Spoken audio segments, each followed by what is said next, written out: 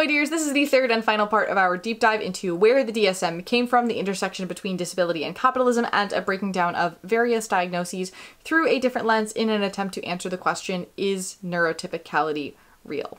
If you would like to check out the other two videos, do not stress. They can all be watched in absolutely any order and still make complete and total sense. But either way, they are both going to be linked in the description for you and maybe come up above at some point in this video, I'm not sure.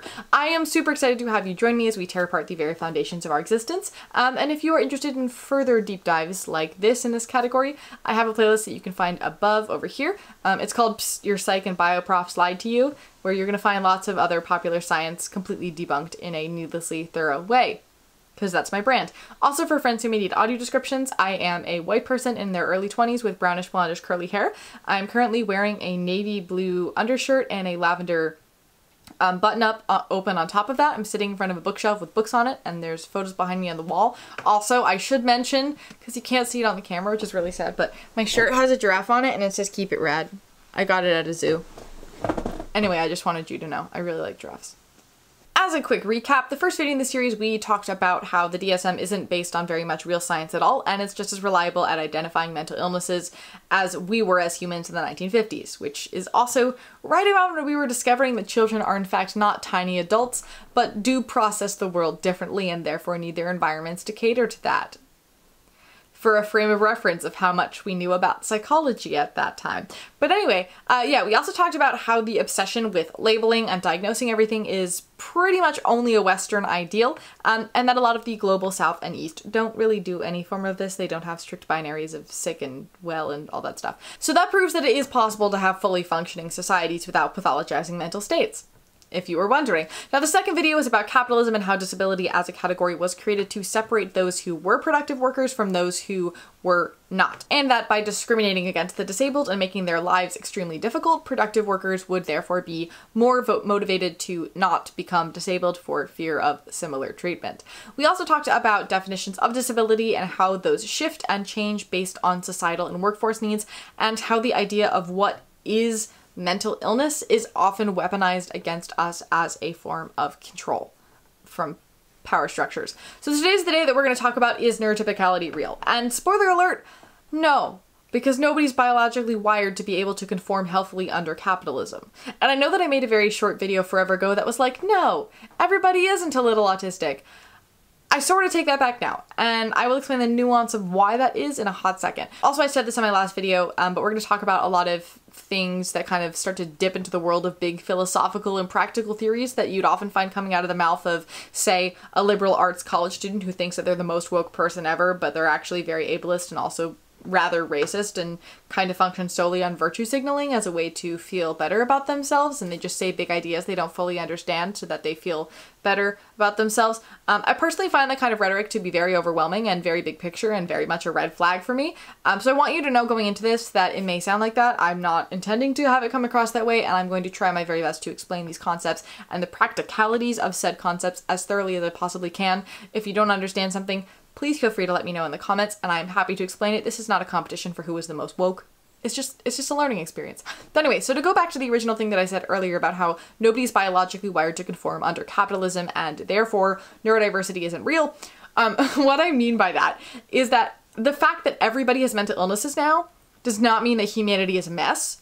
It means that the situations that we are all in collectively are a mess. Basically, capitalism is a product and money-driven system, and because of that, it treats humans like they are machines who always need to try to get more profit and work harder on getting profit. And the thing is, humans aren't built for that at all. Our bright, busy, loud, confusing, overwhelming, violent, name any other possible adjective that you can think of, that world fundamentally screws over every single human who tries to survive within it. We all are traumatized. And by categorizing mental illnesses and trying to market cures and treatments and such, you're inevitably placing the blame on the individual, when instead we should be looking at the actual environment that is around us, because everybody has coping mechanisms for the hardships of the world, right? Yeah, but then when it comes down to it, what we see as mental illnesses, those are the coping mechanisms that are deemed maladaptive or unproductive. And here's the deal. There's no neural normate. There is no normal or average brain. There is only neural normative standards that center a particular way of thinking, feeling, behaving, existing, etc. And the people who dictate what those neural standards are almost always are the people who hold the most power, because as we talked about in the capitalism video, the definition of disability changes based on who is in charge and what their goals are for their society, and we've seen that time and time again. So the people that we consider to be neurotypical are probably one of two things. They either A, feel like the best way to survive and handle things and deal with the world is to assimilate and conform to societal norms in order to survive, or B, they are the people who hold power, or potentially both, but usually the more power you hold, the weirder and more maladapted to the world you are allowed to be. It is a very strange little paradox. But anyway, the image of a neurotypical is just as harmful as any other image of any other mental illness, because it treats neurotypicals as if they're just a robot that's going along with emotions, rather than a human that is just using a different set of coping mechanisms for the same situations that are messing up everybody.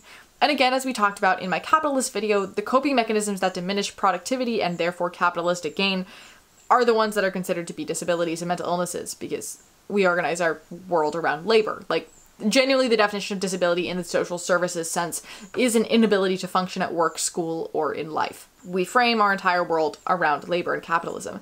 And when it comes to the sense of people who hold power, most of the people that are in my life that I consider to be neurotypical were the ones who were denying me accommodations and basic human treatment. Because in my brain, if they're not understanding of an autistic disabled person and that I have needs, they have to be neurotypical. But then looking back, looking at their worldview and how they treated other people and how they treated me, now that I'm out of that emotionally charged space, I'm starting to realize that they were also really, really, really autistic. And they were trying to deny me my rights because that would mean that they would have to acknowledge to themselves that they too could benefit from accommodations and may have a disability, which is stigmatizing, and internalized ableism runs deep. So dividing up neurodivergent and neurotypical harms everybody, and everybody benefits from accessibility, and everybody copes with things differently. And by declaring somebody as one way or another, you're not acknowledging how people change and they learn and they grow, and how experiences change and environments change, and how somebody who is very neurodivergent in one setting might be considered very neurotypical in a different setting. And it means that people labeled one way or another don't think that they can benefit from the support that may help the other group, because we get so convinced that we are an us and we are not a them that we don't do basic things that just make life easier for ourselves. Because humans are fascinating and our logic makes no sense. But anyway, I was going to cover and reframe some disorders before I got into the personality disorders bit of the DSM, but frankly, I think that this is framing that bit a little bit better. So we're going to do that first. It is no secret on this channel that while I do have a vendetta against the DSM, my larger hatred is for personality disorders. But that is not out of nowhere. This is entirely based on objective reality. The origins of personality disorders are in the common and horribly unhelpful and inaccurate former diagnosis of hysteria. And these things propagate the idea that there are biologically determined good and bad people in the world, which completely ignores the context of how oppressive systems shape how we repeat cycles of violence, and also takes the accountability for bad actions off of the person who's committing those bad actions and off of the society that shaped them to begin with. Basically, personality disorders are the DSM widespread equivalent of the lone wolf argument that we hear over and over and over again about domestic terrorists and whatnot, who are very much not lone wolves. The system has just created that, and they're part of a really big pack that exists, but we ignore it because of the systems we have in place that make them think the way they do and feel like they can just go and commit horrible crimes. But anyway, discussions of the purpose of personality disorders always cite that insert word personality is not bad in itself, but when it starts ruining your life and stopping you from being able to form relationships, it becomes a clinical disorder. I would personally argue that the stigma of, hey, you have a personality disorder, but if we work really hard, we can try to fix it, makes somebody feel so much like a failure of a human being that they don't even know where to start in order to make their lives better. There's also a very important discussion to be had about how capitalism fosters individualistic social environments where you're expected to frame yourself as better than others and aspire for positions of power where you lord other people and be very ego-driven. So the fact that narcissistic personality disorder is an issue has approximately nothing to do with the human involved, in my opinion. They just took the regular thing that they're being taught and took it a little bit too far. And I'll include an article about that in the description for you that I highly recommend checking out. But the biggest issue is the us versus them situation, specifically in the world of personality disorders. We assume that everybody who does bad and abusive things has a mental illness. And therefore, if we don't have that mental illness, we cannot do horrible things and hurt people. And obviously, that's gonna hurt people because everybody, regardless of diagnosis or not diagnosis, uses the same flawed coping tools and suffers from the same kinds of traumas and exclusions and struggles and can benefit from a more inclusive and accessible world. And in the wrong situation, absolutely any person, no matter what, could be labeled accurately as borderline or histrionic or narcissistic, specifically in really toxic relationships. Dr. Devon Price has an incredible article or essay or whatever you might want to call it. It's titled When I Was Borderline, about just that. I'm going to link that for you in the description.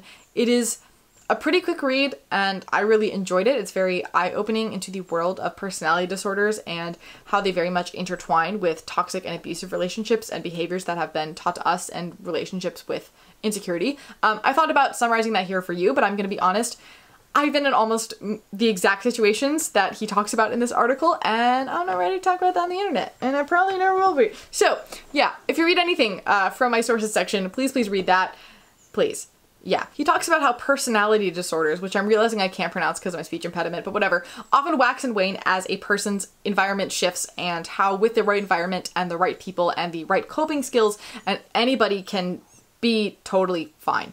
They can learn and be completely fine. So rather than constantly saying these personality disorders are so stigmatized and not everybody with them is abusive, what we actually need to be saying is that these disorders don't need to exist to begin with. Like, they should just be knocked out. They shouldn't exist because they're how we hide from the reality that people as human beings can do really bad actions, whether they mean to do those or not. And what we really need is to teach people their worth and basic social skills and healthy coping mechanisms, and teach people to know what healthy and unhealthy relationships look like and how to work on them and get out of them. We shouldn't have to pay for this through the highly toxic self-help and wellness industry and whatever, or find a random person's YouTube channel.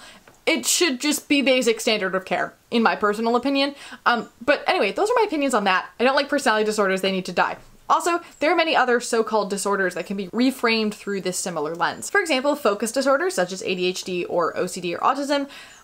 In those situations, we focus on things that are interesting to us because they ground us and we find them interesting. People are not built for 40 hours a week in a cubicle or 10 hours a week in a classroom with all the social hierarchical pressure that goes along with that. We're built to focus on what catches our attention. Dissociation and other maladaptive daydreaming disorders, these are basic survival mechanisms. It's how we escape tough situations, and they can suck, I will say. But it also gives rise to bold imagination. Studies have shown that art students with higher dissociation scores also scored higher on creative imagination. Executive dysfunction and issues with working memory are in fact not deficits that make working impossible, but instead disorganization paired with nonlinear and more creative thinking. And a 2021 study showed that the more ideas a human has, the more all over the place their thoughts are going to be, and therefore the more forgetful they're going to be because their brain can only hold so many ideas and thoughts at once. Emotional dysregulation and rejection-sensitive dysphoria, which we've talked about before, are simply caused by a lifetime of trauma and of being told you're deficient and you're wrong and you're unworthy. And anxiety and depression are just signs of chronic distress. Divergent traits and conditions often overlap so much in criteria, and that's because they're just coping mechanisms in response to environmental stressors and systemic trauma, or they're just basic, typical, normal traits that have more negative manifestations in oppressive social contexts than other traits. And these things are seen as negative and maladaptive because they're counter to assimilation. They're counter to the capitalistic society that we have created. And the sheer rise in diagnosing these disorders is a pretty clear sign, at least to me, and should be to you, that it's really wearing on us and something needs to change because humans aren't doing too well in the society that we have created for ourselves. So at the end of the day, no, neurotypicality does not exist, and neurodivergency also does not exist. These things are all part of neutral diversity that don't need to be pathologized because the vast majority of the time, the only reason that they are making people miserable, the only reason that they are disabilities and disorders is because of the environment that they're in and how these people are treated.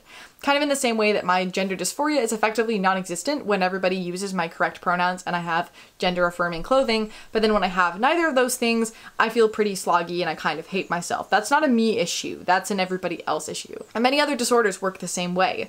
There's also a considerable discussion in the world of neurodivergent activism as to why we need to choose the side of neutral diversity or the side of diagnosed disorder, and we can't have both simultaneously. But frankly, I think that completely getting rid of diagnoses as a whole is just as inaccessible and harmful as ignoring neutral diversity, because no matter what the environment is, there's always going to be people struggling. That's how the world works, and there's always going to be people who need to seek out help. But what I do think we can do is make that help universally accessible without the requirements of a diagnosis, and also make the general world a lot nicer and kinder too.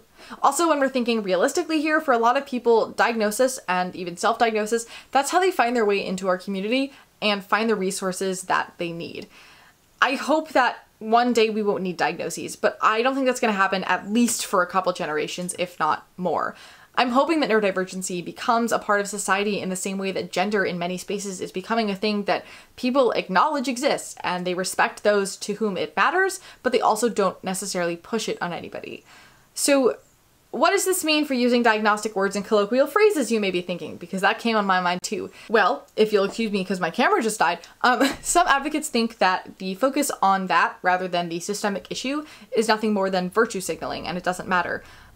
I personally think that it is a little weird to think that you can't focus on a big systemic issue as well as a tiny personal, interpersonal issue at the same time. And yeah, for sure we shouldn't be gatekeeping diagnoses by declaring who can and cannot use certain words, or say that using certain words dilutes the meaning or stigmatizes the experiences behind those words because, well, they're just words and we're all just too sensitive these days. But I do think that it is important to acknowledge that there's a history of oppression and hurt behind those words. And it's a very real and still present history of oppression and hurt behind those words. And while sure, maybe traumatized people just need to toughen up and get over themselves and not be bothered by those words and not be set off so simply and so easily by certain words, but if you agree that we shouldn't be using words like retard or faggot unless they're in reclamation and only in the presence of other people who you know feel safe around those words, it really doesn't take a lot of effort to just remove words like narcissistic and bipolar and OCD and idiot and stupid and crazy from your vocabulary in places that they don't necessarily belong. Like, it's just basic human decency. It's really easy, and it means you're not hurting people as much, and also you can still fight the systemic issues while also not using these words. That's very possible. Obviously, I cannot and won't police your language, but that is what I have to say on that, so I wanted to throw that out there. But anyway, we have finally reached the end of our 3-video adventure into the world of capitalism and mental illness. I hope that you learned something that you take home to tell your friends or chuck at your local psychology professor, and let me know what kinds of deep dives you'd be interested in seeing in the future, because they do take a lot of planning ahead. And as always, thank you for listening, thank you for learning. Remember, it's never too late to start over, and I look forward to seeing you, my dear, in the next one.